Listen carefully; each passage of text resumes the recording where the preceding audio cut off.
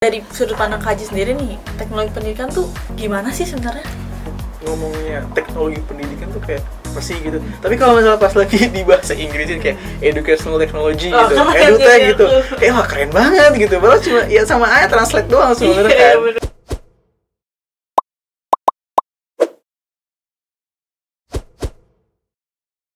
Halo, selamat pagi, siang, sore, dan malam Tapers. The new episode of HMPT Podcast has arrived.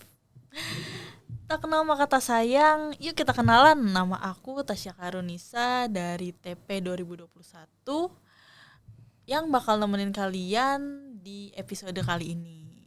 Nah, gimana nih kalian liburannya? Kalian nih udah healing kemana aja nih? Atau masih mau stay at home aja nih buat liburan?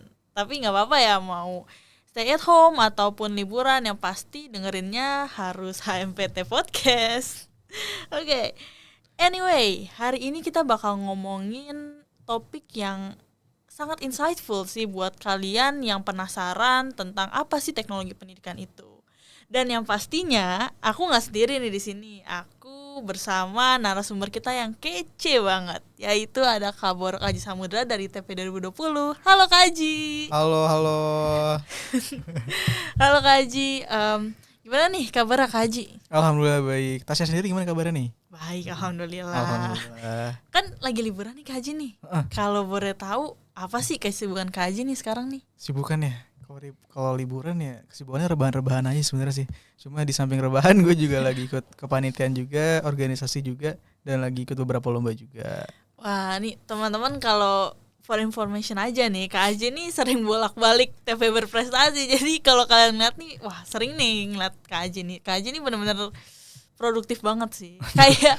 kayak logo kita nih, produktif nama kabinet kita. Okay. Oke, Kak Aji. Hari ini nih kita bakal ngomongin tentang seputar teknologi pendidikan. Kayak mungkin matkulnya atau mungkin jenjang kedepannya tuh bakal kayak gimana nih sebagai teknolog pendidikan. Nah, kayaknya langsung aja kali ya Kak. Langsung aja deh. Ya, langsung aja kali ya, langsung ke pertanyaan pertama nih. Boleh.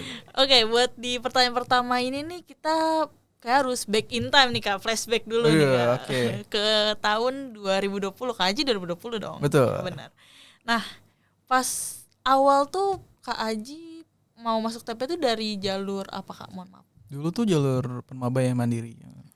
Pas masuk ke TP tuh emang TP pilihan kakak sendiri atau emang karena keterima di situ ya udah lanjut aja. Cebur ya? Kecebur bener.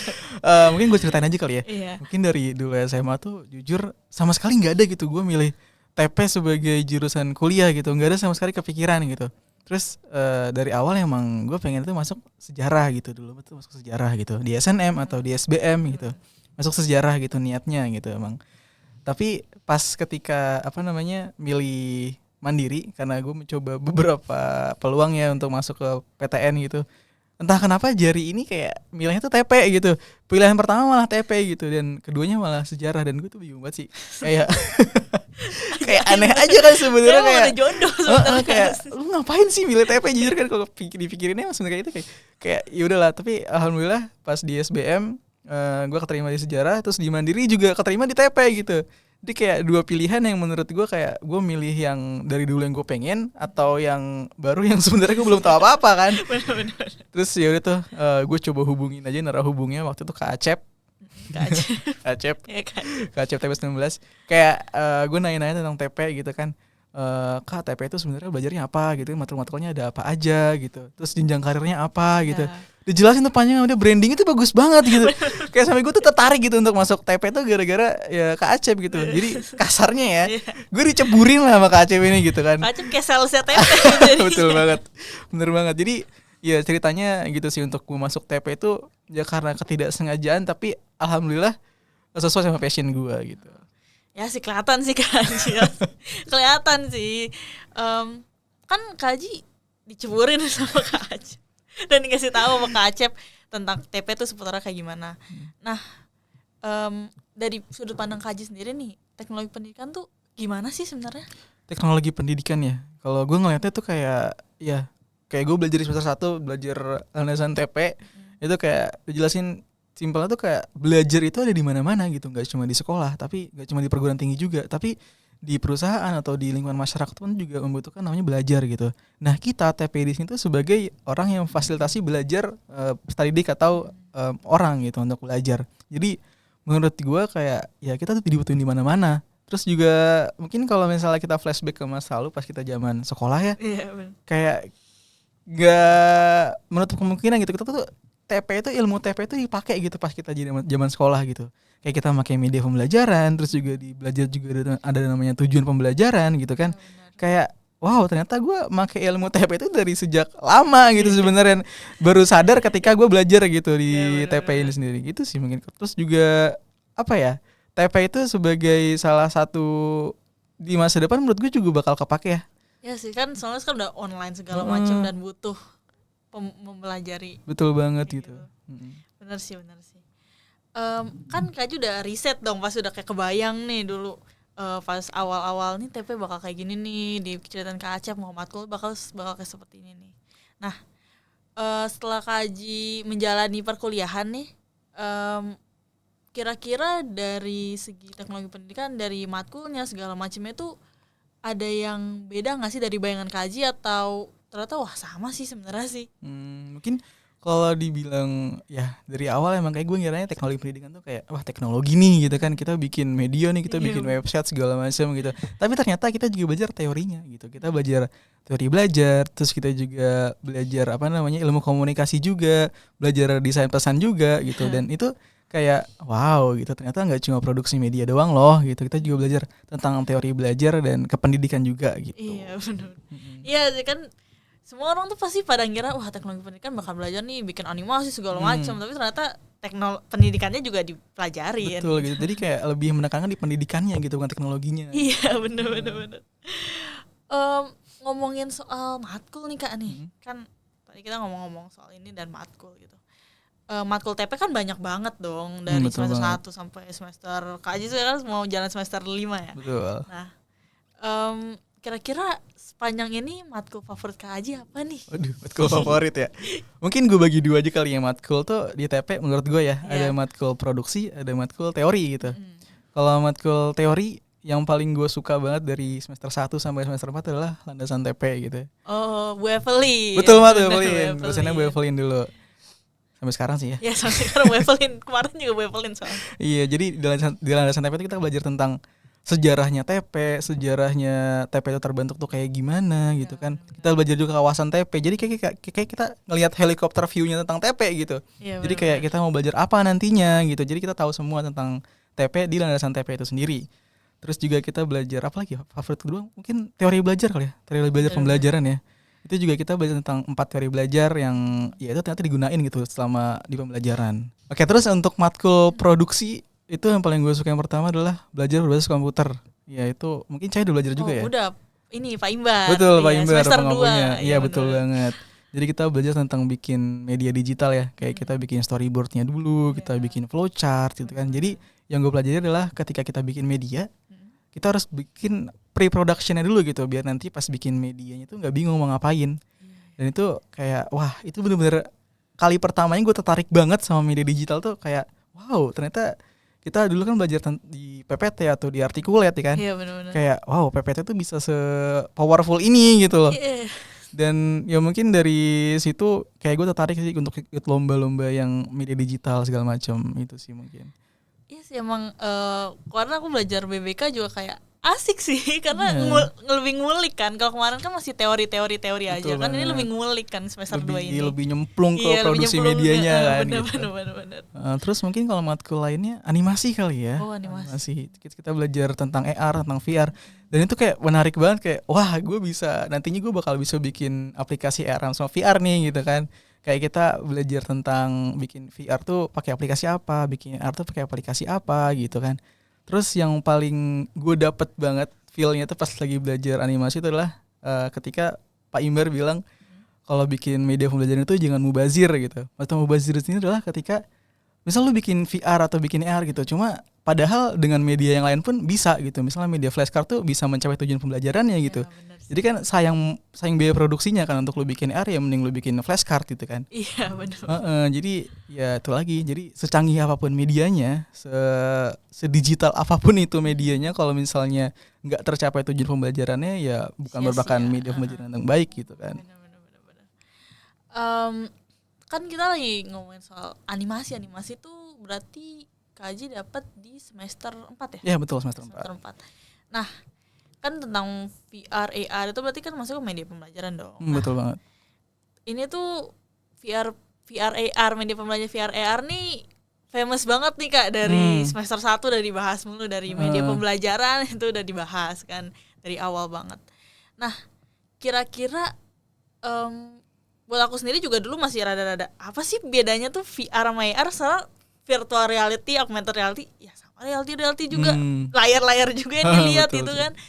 Kayak apa sih sebenarnya bedanya antara VR sama AR ini? Bedanya ya, kalau bedanya mungkin gue lebih ke device yang untuk mengakses si VR atau AR-nya gitu. Mungkin kalau AR itu sendiri kan kayak kita menghadirkan suatu layanan digital 2 dimensi atau 3 dimensi ke sebuah lingkungan kita lah gitu, ke dunia nyata gitu. Ini kalau misalnya Tasya tahu Pokemon Go, nah itu mungkin ya AR tuh kayak gitu. Jadi kita bisa lihat Pokemon tuh, oh di sini ada Pokemon nih gitu, ada model 3D-nya itu muncul tiba-tiba di dunia nyata kita gitu. Padahal nggak ada. Iya, padahal nggak ada gitu. Jadi kita aksesnya melalui kamera di smartphone gitu. Kalau VR itu sendiri, nah bedanya adalah device-nya gitu. Jadi kalau VR kita harus pakai headset VR atau kacamata VR gitu kan, untuk mengakses dunia virtual di VR itu sendiri gitu. Jadi VR itu apa ya? Jadi kita mungkin bedanya sama AR adalah kita akses VR itu melalui headset atau kacamata VR gitu. Jadi dengan VR juga kita bisa gitu mengakses dunia virtual secara 360 derajat, kayak ya kita di sebuah ruangan gitu, kita bisa lihat sekelilingnya itu ada apa aja gitu kan. Kayak misal di museum atau di sekolah gitu, kita bisa gitu untuk mengaksesnya melalui VR gitu. Gitu sih. Fleksibel lah ya. Betul banget. Terus juga mungkin kalau dibilang biaya produksi ya, mungkin lebih mahal VR karena ya kita bikin 3D objeknya itu lebih luas karena kan lingkungan 360 gitu kan. Iya, benar-benar. Betul. Nah, Kak, kan ini kita ngomongin soal media pembelajaran nih, udah masuk nih. Nah, akhir-akhir ini ada media yang lagi hits banget sih diomongin di Twitter, di TikTok, di Instagram juga ya, kayak benar-benar hits banget tentang media ini metaverse. Oh, metaverse. Ya, tahu nggak metaverse? Tahu. Lagi rame banget sih dibahas di mana-mana, kayak di sosial media tuh kayak dibahas metaverse konser gitu. Pakai metaverse segala macam kan. Nah, katanya metaverse itu bakal jadi kehidupan kita di masa depan nih Kak. Katanya sih. Tapi kalau kata Kak Aji nih ya, kalau metaverse nanti di sekolah, dipakai di sekolah, dipakai di pendidikan tuh gimana ya Kak Aji? Oke, mungkin gini sih. Ketika metaverse nantinya, ini kan mungkin sekarang belum ada ya, metaverse belum ada lah ya. Kalau misalnya nantinya rilis, iya mungkin kalau misalnya ada pun menurut gua keren banget sih, kayak kita nanti bisa belajar ya di rumah, kita bisa mengakses gitu. Misal kita ke kampus, ya di rumah aja gitu, nggak usah ke kampus kan. Benar sih. Kan. Jadi kayak ya mungkin kalau misalnya metaverse itu ada, lebih gampang sih untuk menggapai nggak tuh. Kayak kita untuk menuju ke sekolah itu nggak perlu jalan dulu gitu kan, di rumah pun bisa gitu. Tapi ya balik lagi pasti ada plus minusnya sih di metaverse itu. Kayak ya mungkin kalau plusnya jadi lebih mudah kan ya. Kayak ya pendidik dari rumahnya aja, pas didik juga di rumahnya aja, jadi nggak usah ketemu, tapi bisa ditemukan di dunia virtual gitu kan. Tapi mungkin ya minusnya mungkin bakal lebih malas kali ya, mungkin kayak kita online aja sekarang kayak berkurang kan, motivasi belajar tuh kayak berkurang gitu. Kita pakai GCR ya kan, kayak pakai LMS kita juga ada mager gitu kan. Soalnya kan kayak baru bangun tidur langsung buka laptop aja, kayak nggak usah ngapa-ngapain, gak ada semangat belajarnya. Gak ada semangatnya gitu, gak ada feel-nya itu kurang kan. Bener. Iya, makanya kalau metaverse tinggal kita pakai, yaudah kita pakai Oculus doang terus masuk ke dunia virtualnya, kayak ya agak feel-nya berkurang sih pasti. Iya, bener. Ya sih, emang kayak ya bikin orang juga males gak sih? Iya sih, mungkin bisa juga tuh. Dan emang nggak semuanya bisa metaverse juga nggak sih? Kayak nah itu dia tuh, mungkin sekarang aja online, iya kan? Iya, nggak semua orang bisa kan ya. Mungkin nantinya kalau misalnya metaverse itu benar-benar jadi ya, mungkin bisa difusikan dulu tuh peserta didik atau pendidiknya disuruh diedukasi dulu lah untuk pengguna metaverse itu seperti apa, terus juga pendidiknya juga ngajar tuh kayak gimana, segala macam itu harus menurut gua harus diedukasi dulu lah biar nantinya kalau metaverse itu ada, jadi nggak kaget gitu, nggak culture shock gitu kan. Gitu sih mungkin. Ya sih kan online juga sekarang ada yang LMS Zoom juga masih banyak yang nggak bisa kan, kadang masih banyak yang bingung. Oke, kita ke next question ya Kak. Oke, baik. Wah kayaknya nih next questionnya nih ternyata pertanyaan terakhir nih Kak, nih udah di akhir nih kita kayaknya nih Kak. Oke. Nah untuk pertanyaan terakhir ini nih Kak, ini nih pasti jadi pertanyaan banyak orang sih. Jujur aku juga nanyain ini sampai sekarang masih kayak aduh kebayang lah gitu. Jadi pertanyaan terakhir ini tuh seputar jenjang karir untuk anak-anak TP nih Kak. Untuk para teknolog pendidikan nih, jenjang karir ke depannya tuh apa sih? Soalnya kan kayak teknologi pendidikan nih bakal kemana sih kita sebenarnya nih? Apa kita jadi guru atau kita jadi guru komputer atau gimana kan? Gak ada yang tahu. Stigmanya kan? gitu sih ya, guru komputer gitu kan ya. Iya kan. Kalau enggak juga kan. Oke, karir ya, ngomongin karir, jujur gue juga belum ngerasain sih gue bakal jadi apa nanti, belum tahu kan. Ya mungkin dari kacamata seorang mahasiswa semester 4 TP, gue ngelihatnya jenjang karir TP itu luas ya. Kayak yang tadi di awal gue bilang, kalau belajar itu nggak cuma di sekolah, nggak cuma di perguruan tinggi, tapi di perusahaan pun juga itu dibutuhkan gitu kan.